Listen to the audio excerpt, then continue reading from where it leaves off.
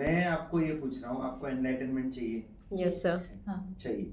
Yes sir. आप बोल रहे हो कि नहीं, मेरे को शादी करनी है, मेरे को बच्चे बड़े करने हैं, मुझे ये करना है, हस्बैंड को छोड़ना नहीं है, जंगल में जाना नहीं। पर मैं क्या बोल रहा हूँ वो सब। वो तो है। अब राजा जनक जो है वो राजा है, हाँ। तो हो सकता है आपको लगे कि अरे वो तो मटेरियलिस्टिक है, पैसे के ऊपर ध्यान है उसका, जो भी है। पर एक बहुत बड़े ऋषि थे, उनके पास एक शिष्य आया था, तो उनके आश्रम में काफी दिन रहा। फिर उसने बोला कि अगर आपको सीखना है तो आप ऐसा करो, मैं आपको एक व्यक्ति के पास भेजता हूँ, उसके पास आप 1-2 दिन रहो, बहुत कुछ सीखने को मिलेगा। तो उसने बोला आपको जाना है ये एड्रेस पे, राजा जनक के पास।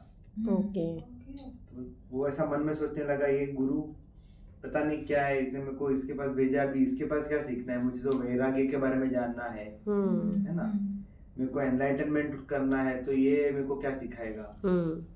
ये तो रानियों के साथ गमन करता है, खाता है, पीता है, मजा करता है, ऐसा है व्यक्ति है। तो गया तो राजा जनक के दरबार में एक अप्सरा थी, वो नाच रही थी। बोला देखा, मैंने बोला ना इसके पास कुछ सीखने जैसा है ही। तो उन्होंने बोला ऐसा ऐसा मेरे गुरुजी ने आपके पास भेजा। तो हाँ आइए, मैं आपका इंतजार कर रहा था। तो उसको ऐसा हुआ मेरा इंतजार कैसे कर रहा था, उसको कैसे पता चला, तभी तो ऐसा था नहीं, फोन में पता होगा। फिर वो गया, उसने उसको अच्छा सेवा किया, पैर भी धोया, उसको अच्छा आसन पे बिठाया, खाना खिलाया, सब कुछ हुआ। फिर अगले दिन उन्होंने बोला अभी आप ये गेस्ट रूम में आप आराम से सो जाइए, फिर हम कल मिलते, सुबह नहाने के लिए चलेंगे नदी पर। वो नदी पर नहाने के लिए गए। तो उसका जो महल था ना, महल के पास वो दीवार थी, उसके पास उन लोग अपने कपड़े निकाल के से रख के वो लोग नहाने के लिए गए। तो नहा रहे थे, तब वो राजा जनक का एक सेवक आया, बोला राजा जी वो हमारा जो है बंगला, सॉरी जो महल के पास है ना, यहाँ इस डायरेक्शन में आग लगी है, सब जल रहा है। तो वो अपना लेकिन स्नान नहीं करता, उसका हाँ ठीक है, तो वो अपना स्नान नहीं कर रहा था।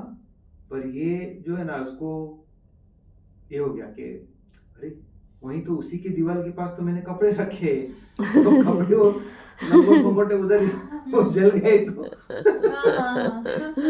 he was constantly thinking about that, and this guy was आराम से वो नहा रहा था। तो फिर इसने देखा उसको, तो बोलता है राजा जनक उसको बोलता है वो साधु को, कह रहे आप लंगोट के बारे में मत सोचो, कुछ नहीं होगा उसको। इसको कैसे पता चला? अब इसमें इसको रियलाइज हुआ कि भाई इसका जो अटैचमेंट है महल से भी नहीं है, और मेरे पास कुछ नहीं है, पर मेरा वो छोटे से मेरे कपड़े हैं, लंगोटे, उससे बस मेरा अटैचमेंट है। जबकि इस पास महल है, महल जल रहा है, फिर भी उसको ऐसा कुछ नहीं हो रहा है। और बाद में उसको पता चला कि इसको ये जो भी सोचता है सब उसको पता चल जाता है, बिकॉज उसका माइंड एकदम क्लियर है। एनलाइटेंड पर्सन इज क्लियर, उसके माइंड में कोई थॉट नहीं है। When the enlightened person sees you, you understand everything.